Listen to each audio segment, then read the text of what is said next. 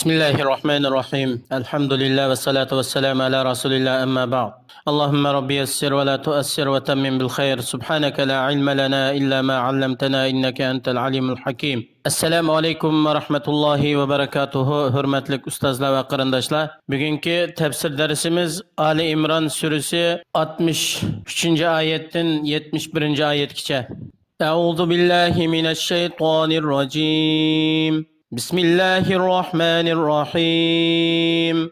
إن هذا لهو القصص الحق وما من إله إلا الله وإن الله لهو العزيز الحكيم فإن تولوا فإن الله عليم بالمفسدين Yuqorida tilovat qilingan oyatlarning tarjimasi Muhammad sallallohu alayhi va sallam haqiqatan biz yuqorida sana zikr qilgan bu Isa alayhissalomninki voqealigi to'g'risida zikr qilgan ishlarning hammasi bu hech qanday shak shubha yolg'on aralashmagan haqiqiy rost xabardir. Yalğız bir Allah'tan başka ibadetke layık hiç ma'bud yoktur. Hakikaten Allah subhanahu ve taala özünün iqtidarçılığı, padişahlığı g'olibdir ve bendilerinin işlerini tedbir qilish ve ularni buyurish ve ularni yaratish ishlarida hikmet bilan ish qiluvchidir.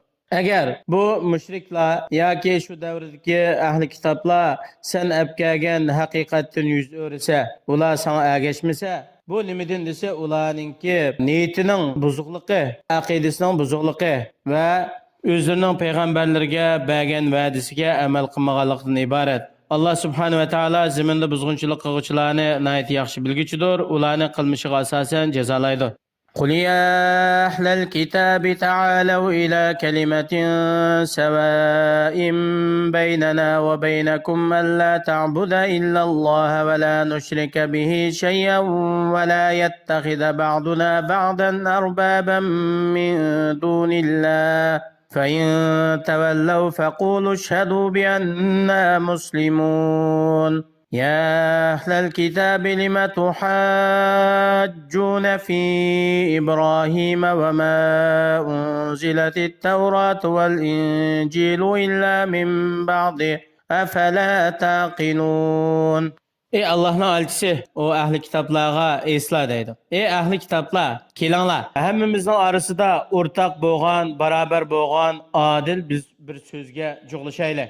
Ya'ni o adil so'z qaysi desa, Allohga ibodat qilish, ibodatda har qanday martabasi yuqori bo'lgan, makoni oliy bo'lgan hech qanday bir narsani Allohga shirik qilmaslik va ba'zimizni Rabb tutib oladigan va cho'qinadigan bunday ishlardan yiroq bo'lish. Shundaqla Allohdan g'ayriga itoat qilishdan yiroq bo'lish. Endi agar ular bu sen chaqagan haqiqat va adolatdan iborat bu haqqi kelishdan bosh tortsa, buningga unamasa, aytib qo'ygan yoki aytib qo'yinglar ularga ey mu'minlar, ey ahli kitoblar, guvoh bo'linglarki, jazman biz Allohning buyrug'iga itoat qiluvchi va taat ibodat bilan Allohga bo'ysunuvchi danglar. Ey ahli kitoblar, sizlar nima uchun İbrahim alayhissalomning millati to'g'risida jidallasizlar, munozir qilasizlar? Yahudiylar İbrahim alayhissalomni Yahudi deb da'vo qiladi. Xristianlar İbrahim alayhissalomni Xristian deb da'vo qiladi. Sizlar bu Yahudiyat va Nasranilarningki İbrahim alayhissalom dunyodan ketib uzun vaqtdan keyin oshkora bo'lganligini yaxshi bilasizlar emasmi?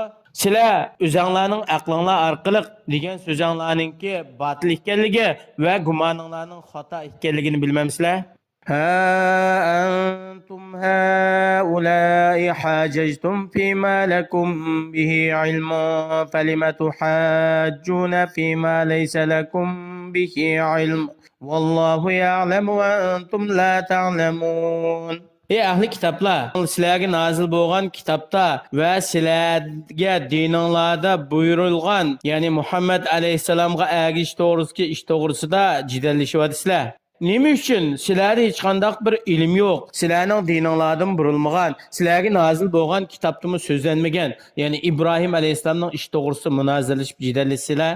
Bu to'g'rida sizlarning kitoblaringizda hech qanday bir bayonot, dalil isbotlar kelmagan va sizlarning payg'ambarlaringizmi İbrahim alayhisalom to'g'risida sizlarga bir narsani bildirmagan tursa, ishlarning haqiqatini va ishlarningki o'rnini sizlar bilmaysizlar.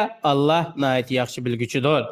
ما كان إبراهيم يهوديا ولا نصرانيا ولكن كان حنيفا مسلما وما كان من المشركين إن أولى الناس بإبراهيم للذين اتبعوه وهذا النبي والذين آمنوا والله ولي المؤمنين.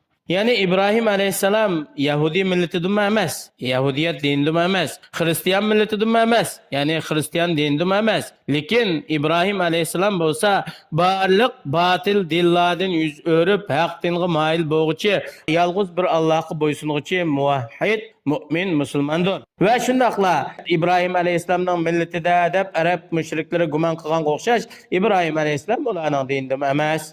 Hakikaten insanlarınki İbrahim Aleyhisselam'a nispet bilişki en hak doğalları bula İbrahim Aleyhisselam'ınki devrede İbrahim Aleyhisselam'ın zamanında yaşap İbrahim Aleyhisselam'a ergeçken müminler.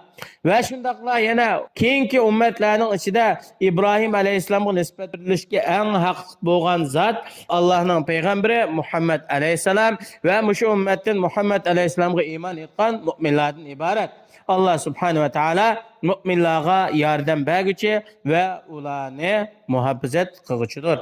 وَدَّتْ طَائِفَةٌ مِّنْ أَهْلِ الْكِتَابِ لَوْ يُضِلُّونَكُمْ وَمَا يُضِلُّونَ إِلَّا أَنفُسَهُمْ وَمَا يَشْعُرُونَ يَا أَهْلَ الْكِتَابِ لِمَ تَكْفُرُونَ بِآيَاتِ اللَّهِ وَأَنْتُمْ تَشْهَدُونَ. Ahli kitapның mollaları, ölümaları yani Allah silahını ozdur ötüşünü bek arzu qıp ketidu müminler. Allah silahını doğru yolga, haqiqatga hidayet qilgandan keyin silahını doğru yoldan ozdurishni ular nayati bek arzu qıp ketidu. Amma ular özdən başqını azdıranmaydı. Çünkü ularninki müminlarni azdırış to'g'risida qilgan harakatları, tirishchanliklari faqat ularga o'zining ozg'inligini ziyoda qilib beridir.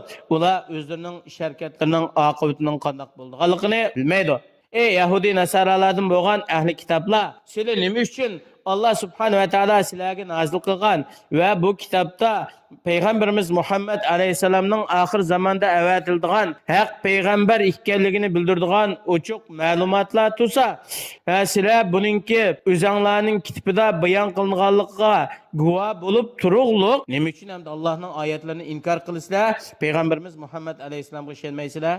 Yuqorqi oyatdan ilingan foydalar. Birinchisi, ilahi elchilik degan Allah subhanahu ve taala tarafidan avatilgan elchi payg'ambarlarning hammasi adolat va birlikdan iborat so'zga birlikka kelgan. U qaysi desa, Allohni yolg'iz deb ibodat qilish, Allah'a şirk keltirishni cheklash, bu barliq payg'ambarlarningki kishilarni da'vat qilgan da'vati. Ya'ni har zamonda kelgan payg'ambar o'zining ummatini yolg'iz bir Allohga ibodat qilish va Allohga boshqa har qanday narsani shirk keltirishdan cheklashdan iborat bu tavhid da'vati bilan kelgan. İkincisi, tarix ilmini bilishninki muhimligi. Chunki tarix ilmini bilgan vaqtida batil asossiz kishilarning da'volariga rad qaytarishda tarix ilmining aytib kuch bo'ladi. Oyatning yana bir foydasi, İbrahim Aleyhisselamga eng loyiq bo'lgan insonlar shu İbrahim Aleyhisselamning millati, dinida bo'lgan, İbrahim Aleyhisselamning aqidasida bo'lgan kishilardir.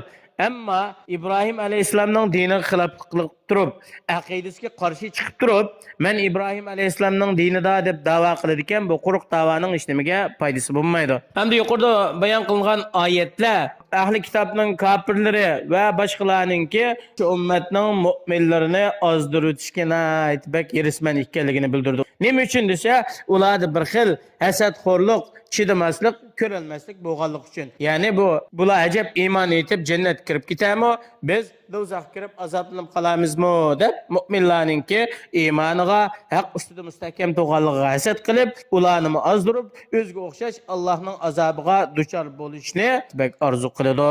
Alloh subhanahu va taolo har birimizni oxirgi hayotimizgacha haq ustida mustahkam qilsin. Haqni haq deb e'tiqod qiladigan, uni qabul qiladigan va ergishadigan, batilni batil deb e'tiqod qiladigan, uningdan yiroq bo'ladigan va batil ahlini yaxshi ko'rmaydigan haqiqiy taqvodor mu'minlarning qatoridan qilsin. Assalomu alaykum va rahmatullohi va barakatuh.